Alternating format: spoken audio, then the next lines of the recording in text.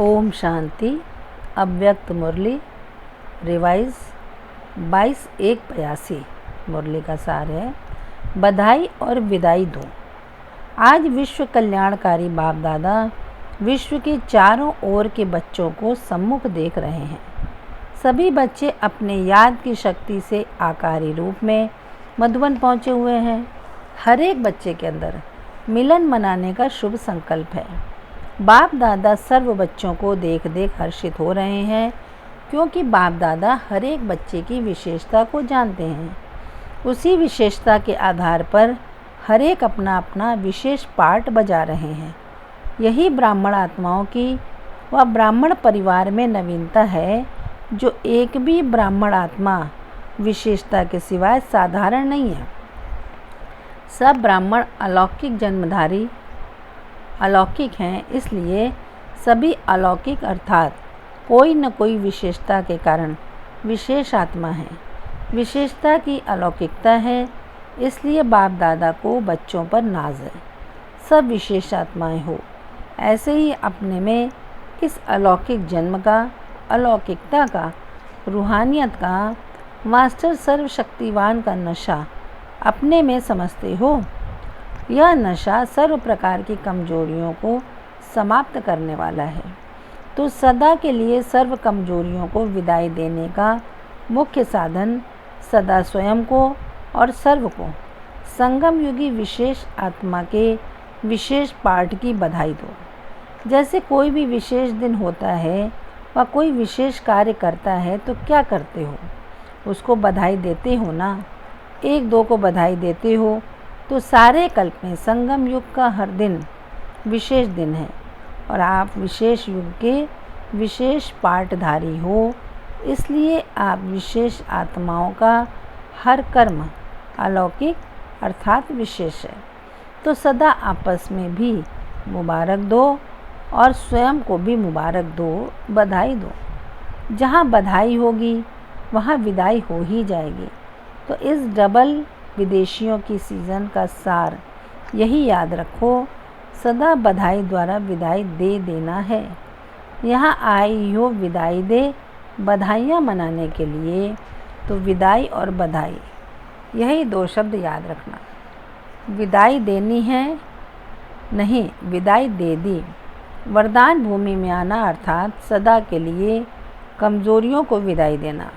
रावण को तो जला देते हो, लेकिन रावण के वंशज अपना दांव लगाते हैं। जैसे आपकी साकारी दुनिया में कोई बड़ी प्रॉपर्टी वाला शरीर छोड़ता है, तो उनके भूले भटके हुए संबंधी भी आकर निकलते हैं। ऐसे रावण को तो मार लेते हो, लेकिन उनके वंश जो अपना हक लेने के लिए सामना करते हैं, उस वंश को विनाश करने में कभी कभी कमज़ोर हो जाते हो। जैसे काम, क्रोध, लोभ, मोह, अहंकार, इन्हों के वंश अर्थात अंश बड़े रॉयल रूप से अपना बना देते हैं। जैसे लोभ का अंश है आवश्यकता।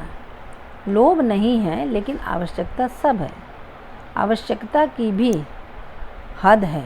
अगर आवश्यकता बेहद में चली जाती है तो लोभ का अंश हो जाता है। ऐसे काम विकार नहीं है, सदा ब्रह्मचारी हैं, लेकिन किसी आत्मा के प्रति विशेष झुकाव है, जिसका रॉयल रूप स्नेह है, लेकिन एक्स्ट्रा स्नेह अर्थात काम का अंश। स्नेह राइट है, लेकिन एक्स्ट्रा अंश है। इसी प्रकार क्रोध को भी जीत लिया है, लेकिन किसी आत्मा के कोई संस्कार देखते हुए स्वयं अंदर ज्ञान स्वरूप से नीचे आ जाते हैं और उसी आत्मा से किनारा करने का प्रयत्न करते, क्योंकि उसको देख उसके संपर्क में रहते अवस्था नीचे ऊपर होती है। इसलिए स्वभाव को देख किनारा करना, यह भी घृणा अर्थात क्रोध का ही अंश है। जैसे क्रोध अग्नि से जलने के कारण दूर रहते हैं, तो यह सूक्ष्म घृणा भी क्रोध के अग्नि के समान किनारा करा देती है। इसका रॉयल शब्द है अपनी अवस्था को खराब करें। इससे तो किनारा करना अच्छा है। न्यारा बनना और चीज़ है, किनारा करना और चीज़ है। प्यारे बन न्यारे बनते हो वह राइट है, लेकिन सूक्ष्म घृणा भाव ये ऐसा है, यह तो बदलना ही नहीं है, ऐसे सदा के लिए उसको सूक्ष्म में श्रापित करते हो। सेफ रहो लेकिन उसको सर्टिफिकेट फाइनल नहीं दो। ऐसे ही विशेषता को देखते हुए सदा सर्व के प्रति श्रेष्ठ भावना और श्रेष्ठ कामना रखते हुए इस अंश को भी विदाई दो। अपनी श्रेष्ठ भावना और श्रेष्ठ कामना को छोड़ो नहीं। अपना बचाव करते हुए दूसरी आत्माओं को गिरा करके अपना बचाव नहीं करो। यह घृणा भाव अर्थात गिराना, दूसरे को गिरा करके अपने को बचाना, यह ब्राह्मणों की विशेषता नहीं। खुद को भी बचाओ, दूसरे को भी बचाओ। इसको कहा जाता है विशेष बनना और विशेषता देखना। यह छोटी छोटी बातें चलते चलते दो स्वरूप धारण कर लेती है, एक दिल शिकस्त और दूसरा अलबेला। तो अभी रावण के अंश को सदा के लिए विदाई देने के लिए इन दोनों रूपों को विदाई दो और सदा अपने में बाप द्वारा मिली हुई विशेषता को देखो। मेरी विशेषता नहीं, बाप द्वारा मिली हुई विशेषता है। मेरी विशेषता सोचेंगे तो फिर अहंकार का अंश आ जाएगा। मेरी विशेषता से काम क्यों नहीं लिया जाता? मेरी विशेषता को जानते ही नहीं है। मेरी कहाँ से आई? विशेष जन्म की गिफ्ट है विशेषता पाना, तो जन्मदाता ने गिफ्ट दी। मेरी कहाँ से आई? मेरी विशेषता, मेरी नेचर, मेरी दिल यह कहती है, वह मेरी दिल यह कहती है, यह मेरी नहीं है। लेकिन वरी यानी चिंता है। आप लोग कहते हो ना वरी हरी करी, समझा? यही अंश समाप्त करो और सदा बाप द्वारा मिली हुई स्वयं की विशेषता और सर्व की विशेषता देखो, अर्थात सदा स्वयं को और सर्व को बधाई दो। सबका अंश समझ लिया ना? अभी मोह का अंश क्या है? नष्टो मोहा नहीं हुए हो क्या? अच्छा, मोह का रॉयल रूप, कोई भी वस्तु व व्यक्ति अच्छा लगता है, यह चीज़ मुझे अच्छी लगती है, मोह नहीं है लेकिन अच्छी लगती है। अगर किसी भी व्यक्ति या वस्तु में अच्छा लगता तो सब अच्छा लगना चाहिए। चत्तियों वाले कपड़े भी अच्छे तो बढ़िया कपड़ा भी अच्छा, 36 प्रकार के भोजन भी अच्छे तो सूखी रोटी और गुड़ भी अच्छा। हर वस्तु अच्छी, हर व्यक्ति अच्छा। ऐसे नहीं ये ज़्यादा अच्छा लगता है, यह वस्तु ज़्यादा अच्छी लगती है, ऐसा समझकर कार्य में नहीं लगाओ। दवाई है, दवाई करके भले खाओ लेकिन अच्छा लगता है इसीलिए खाओ, यह नहीं। अच्छा अर्थात अट्रैक्शन जाएगी, तो यह है मोह का अंश। खाओ पियो मौज करो, लेकिन अंश को विदाई दे करके न्यारे बन प्रयोग करने में प्यारे बनो, समझा? बाप दादा के भंडारे से स्वतः ही नियम प्रमाण सर्व प्राप्ति का साधन बना हुआ है। खूब खाओ लेकिन बाप के साथ साथ खाओ, अलग नहीं खाओ। बाप के साथ खाएंगे, बाप के साथ मौज मनाएंगे तो स्वतः ही सदा लकीर के अंदर अशोक वाटिका में होंगे, जहाँ रावण का अंश आ नहीं सकता।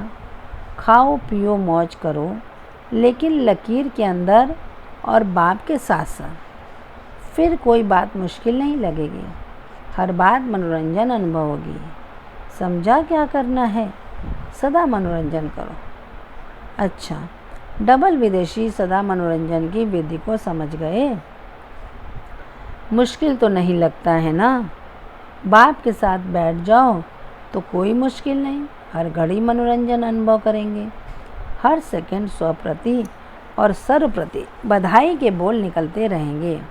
तो विदाई देकर जाना है ना, साथ में तो नहीं ले जाएंगे ना। ये सर्व अंश को विदाई दे बधाई मना के जाना।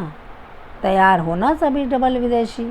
अच्छा, बाप दादा भी ऐसे सदा काल की विदाई देने वालों को बधाई दे रहे हैं। पदम पदम विदाई की बधाई। अच्छा, ऐसे सदा मन मनाभाव अर्थात सदा मनोरंजन करने वाले, सदा एक बाप में सारा संसार अनुभव करने वाले, ऐसे विशेषताएं देखने वाले विशेष आत्माओं को बाप दादा का याद प्यार और नमस्ते।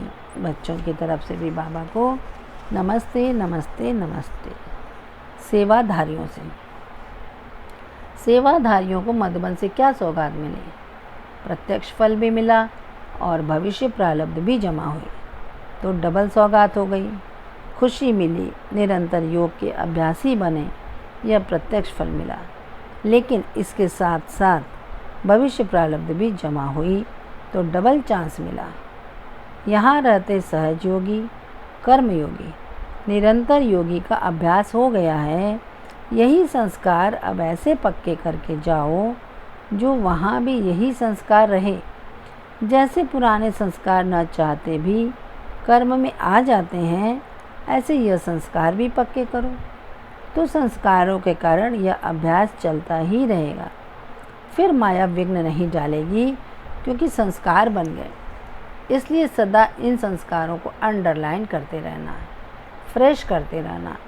यहाँ रहते निर्विघ्न रहे, कोई विघ्न तो नहीं आया, कोई मन से भी आपस में टक्कर वगैरह तो नहीं हुआ। संगठन में भिन्न भिन्न प्रकार के होते हुए भी सी फादर किया या सी ब्रदर सिस्टर भी हो गया। जो सदा सी फादर करने वाले हैं वे बाप दादा के समीप बच्चे हैं, और जो सी फादर के साथ सी सिस्टर ब्रदर कर देते वो समीप के बच्चे नहीं, दूर के हैं। तो आप सब कौन हो? समीप वाले हो ना, तो सदा इसी स्मृति में चलते चलो। बाहर रहते हुए भी यही पाठ पक्का करो, सी फादर या फॉलो फादर। फॉलो फादर करने वाले कभी भी किसी परिस्थिति में डगमग नहीं होंगे, क्योंकि फादर कभी डगमग नहीं हुआ ना, है ना। तो सी फादर करने वाले अचल अडोल एक रस रहेंगे। अच्छा, सब आशाएं पूरी हुई, सभी ने अपनी अपनी सेवा में अच्छा पार्ट बजाया है। अच्छा पार्ट बजाने की निशानी है हर वर्ष आप ही निमंत्रण आएगा। यह है प्रैक्टिकल यादगार बनाना। वह यादगार तो बनेगा ही, लेकिन अभी भी बन जाता है। कोई अच्छी सेवा करके जाते हैं तो सबके मुख से यही निकलता कि उसी को बुलाओ। तो ऐसा सबूत दिखाना चाहिए जो सेवाधारी से सदा के सेवाधारी बन जाओ। सब कहें कि इन्हें यहाँ ही रख लो। अच्छा, मधुबन निवासी तो हैं ही सर्व प्राप्ति स्वरूप, क्योंकि मधुबन की महिमा, मधुबन की विशेष पढ़ाई, मधुबन का विशेष संग, मधुबन का विशेष वायुमंडल सब आपको प्राप्त है। मधुबन में बाहर वाले अपनी सब इच्छाएं पूर्ण करने आते हैं, और आप तो यहीं बैठे हुए ही हो।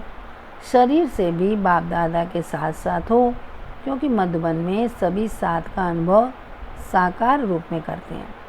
तो शरीर से भी साथ हो, अर्थात साकार में भी साथ हो, और आत्मा तो है ही बाप के साथ, तो डबल साथ हो गया ना। सर्व प्रकार के खानों पर बैठे हो, तो सर्व खानों के मालिक हो गए ना। मधुबन वालों के मन से हर सेकंड, हर श्वास यही गीत निकलना चाहिए कि पाना था वो पा लिया, अप्राप्त नहीं कोई वस्तु भंडारे में। मधुबन वाले तो सदा ताज़ा माल खाने वाले हैं, तो जो सदा ताज़ा खाने वाले होते हैं वह कितने हेल्दी होंगे। आप सब वरदानी आत्माएं हो, सदा बाप दादा की पालना में पलते हो। बाहर वालों को तो दूसरे वातावरण में जाना पड़ता है, इसलिए खास उन्हों को कोई न कोई वरदान देना पड़ता। आप तो वरदान भूमि में बैठे हो। बाहर वालों को तो 1 वर्ष के लिए रिफ्रेशमेंट चाहिए, इसलिए आप लोगों से एक एक से बाप दादा क्या बोलें। उनको तो कहते हैं लाइट हाउस होकर रहना, माइट हाउस होकर रहना। क्या आपको भी यह बोलें? बाहर वालों को इस बात की आवश्यकता है, क्योंकि यही उनके लिए कमल पुष्प बन जाता है, जिस पर न्यारे और प्यारे बनकर रहते हैं। वैसे भी घर में कोई आता है तो उसका ख्याल करना ही होता है। आप तो सदा ही घर में हो, उन्हों को डबल पार्ट बजाना है, इसलिए डबल फोर्स भरना पड़ता है। उन्हों के लिए ये एक एक शब्द संसार के सागर में नाव का काम करता है। आप तो संसार सागर से निकल ज्ञान सागर के बीच में बैठे हो। आपका संसार ही बाप है। प्रश्न, बाबा में ही संसार है, इसका भाव क्या है? उत्तर, वैसे भी बुद्धि जाती है तो संसार में ही जाती है ना। संसार में दो चीज़ें, एक व्यक्ति दूसरा वस्तु।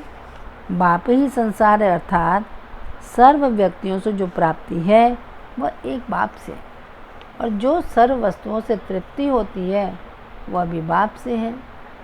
तो संसार हो गया ना। संबंध भी बाप से, संपर्क भी बाप से, उठना बैठना भी बाप से, तो संसार ही बाप हो गया ना। अच्छा, ऑस्ट्रेलिया पार्टी से आज सभी ने क्या संकल्प किया? सभी ने माया को विदाई दी। जिन्हों को अभी भी सोचना है वह हाथ उठाओ। अगर अभी से कहते हो सोचेंगे तो यह भी कमज़ोर फाउंडेशन हो गया। सोचेंगे अर्थात कमज़ोरी। ब्रह्मा कुमार कुमारियों का धंधा ही है माया जीत बनना और बनाना। तो अपना निजी धंधा जो है उसके लिए सोचा जाता है क्या? बोलो, हुआ ही पड़ा है। जैसे देखो, अगले वर्ष दृढ़ संकल्प रख कर गए कि अनेक स्थानों पर सेवा केंद्र खोलेंगे, तो खुल गया ना। अभी कितने सेंटर्स हैं? 17। तो जैसे यह संकल्प किया और पूरा हुआ, ऐसे माया जीत बनने का भी संकल्प करो। बाप दादा तो बच्चों की हिम्मत पर बार बार मुबारक देते हैं, और भी आगे सेवा में वृद्धि करते रहना। सभी बाप दादा के दिल पसंद हो। बाप दादा भी आप साथियों के बिना कुछ नहीं कर सकते। आप बहुत बहुत वैल्यूएबल हो।